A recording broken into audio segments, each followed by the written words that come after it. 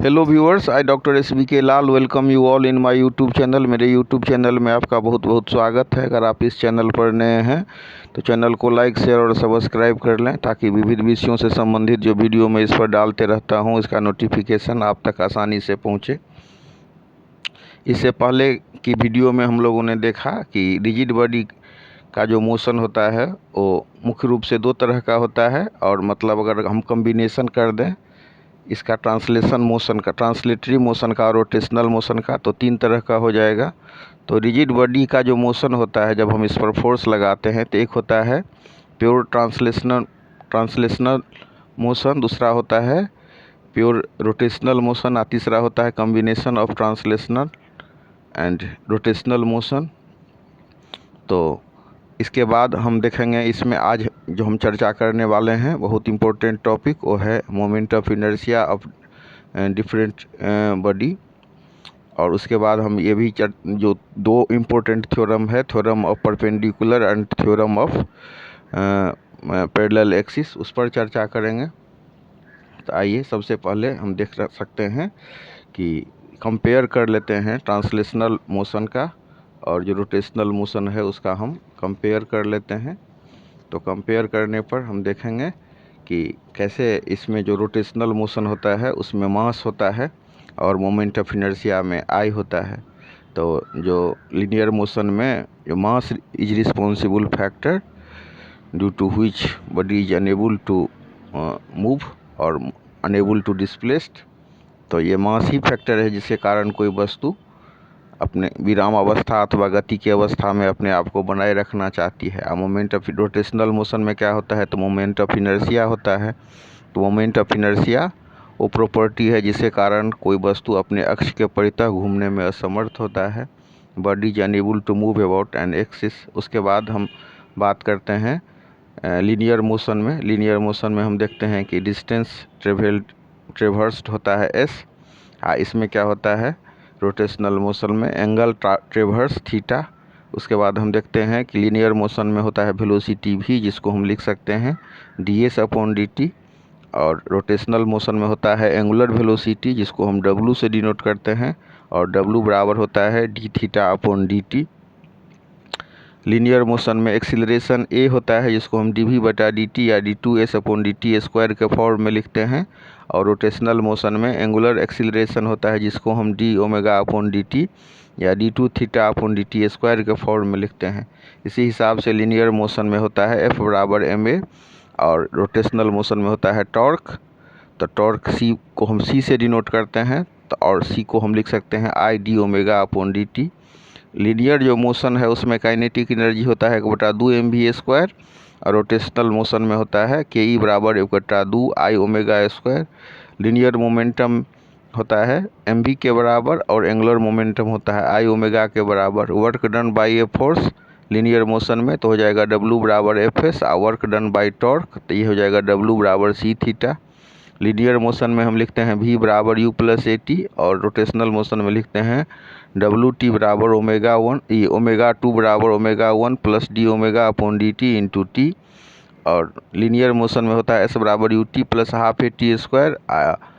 जो rotational motion है उसमें होता है थीटा बराबर ω t plus half dω/dt into t²। Linear motion की बात करें तो हो जाएगा उसमें v² - u² बराबर 2as, ये गति का फॉर्मूला है, और इससे हम डिस्टेंस भी निकाल सकते हैं। और यहाँ पर जो है रोटेशनल मोशन में हो जाएगा ω2² - ω1² बराबर d2dω/dt into theta, where ω1 and ω2 are initial and final angular velocity. तो इस तरह से हमने इसको कंपेयर कर लिया। अब कंपेयर करने के बाद हम देखते हैं कि चर्चा करते हैं थ्योरम ऑफ परपेंडिकुलर एक्सिस और थ्योरम ऑफ पैरेलल एक्सिस। तो थ्योरम ऑफ परपेंडिकुलर एक्सिस को हम लिखते हैं IZ बराबर IX प्लस IY के फॉर्म में। तो ये भारी भरकम लग रहा है देखने में, भारी भरकम तो नहीं लेकिन थोड़ा सा इसमें लगता है ये I क्या हो गया। तो हमने पिछले वीडियो में सीखा कि I होता है मोमेंट ऑफ इनर्शिया।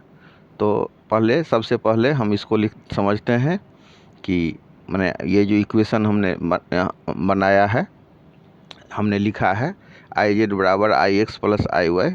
तो IX क्या हो गया आई एक्स हो गया moment of inertia about an axis X, I Y क्या हो गया moment of inertia about an axis Y, I Z क्या हो गया moment of inertia about an axis Z. तो इस तरह से हम समझ सकते हैं कि आई जेड बराबर I X plus I Y, where I X and I Y be the moment of inertia of the lamina ABC about OX and OY respectively, then the moment of inertia of the lamina IZ about OZ will be given by IZ बराबर IX plus IY। मतलब कि IZ Z axis के about जो हमारा moment of inertia होता है ये हुए गिवन जो हमारा लेमिना है ABCD, तो उसका जो जेड एक्सिस के अबाउट जो हमारा मोमेंट ऑफ इनर्शिया है वो जो एक्स एक्सिस के अबाउट मोमेंट ऑफ इनर्शिया और वाई एक्सिस के अबाउट जो मोमेंट ऑफ इनर्शिया है उसको जोड़ देने पर प्राप्त होगा। इसी हिसाब से हम समझते हैं थ्योरम ऑफ पैरेलल एक्सिस, जिसको हम लिखते हैं आई ए बराबर I G plus M A square. तो if the moment of inertia of a body about an axis passes through its centre of gravity be I G, then the moment of inertia of the body about another axis parallel to this and distant a from it is given by Ia बराबर Ig plus ma square, where m बराबर mass of the body, Ia बराबर summation m x plus a के whole square, इसको हम लिख सकते हैं बराबर समेसन m और x प्लस a के होल स्क्वायर को तोड़ेंगे तो क्या हो जाएगा x square plus 2xa plus a square, और फिर हम इसको अगर ये तोड़ेंगे तो इसको हम लिख सकते हैं summation M X square plus 2a summation M X plus summation M A square, और फिर इसको तोड़ेंगे तो हो जाएगा ये I G plus 0 plus M A square, और लास्ट में हमारा क्या आएगा I G plus M A square. यही है हमारा रिक्वायर्ड रिजल्ट। तो हमने क्या देखा कि यहाँ पर अलग अलग टर्म को समझिए। आई ए जो ए क्या है तो दूरी है कहाँ से तो सेंटर ऑफ ग्रेविटी, और ये इसके ए दूरी पर ये लाइन आप देख रहे हैं तो इससे ए दूरी पर एक हमारा है ओ, और हम यहाँ पर मोमेंट ऑफ इनर्शिया निकाल रहे हैं। तो ए डिस्टेंस पर जो हमारा लाइन गुजर रहा है पैरेलल, तो जो लाइन सेंटर ऑफ ग्रेविटी से गुजर रहा है उसके पैरेलल एक लाइन जो गुजर रहा है तो वहाँ पर हम निकाल रहे, तो हो गया ए के अबाउट हो गया आई ए, सेंटर ऑफ ग्रेविटी के अबाउट हो गया आई जी, और फिर मोमेंट ऑफ इनर्शिया हम जानते ही हैं कि एम ए स्क्वायर होता है मास इनटू डिस्टेंस का स्क्वायर। तो इस तरह से हमारा ये निकल गया। तो थ्योरम ऑफ पैरेलल एक्सिस में हम देख सकते हैं कि आई ए बराबर I G plus M A square.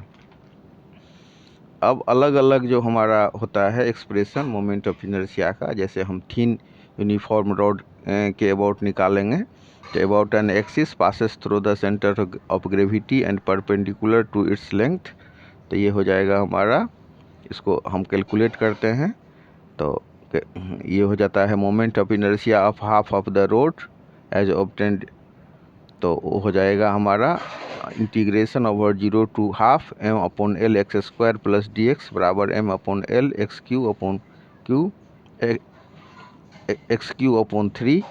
इसको हम 0 से 1/2 तक लिमिट तक ले जाते हैं, तो टोटल इसको सॉल्व करने पर moment of inertia of full rod A be about the axis Z Z dash, तो ये हो जाएगा एम एल स्क्वायर अपॉन 12।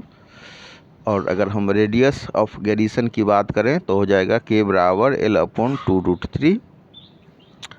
उसके बाद हम देखते हैं कि when the axis passes through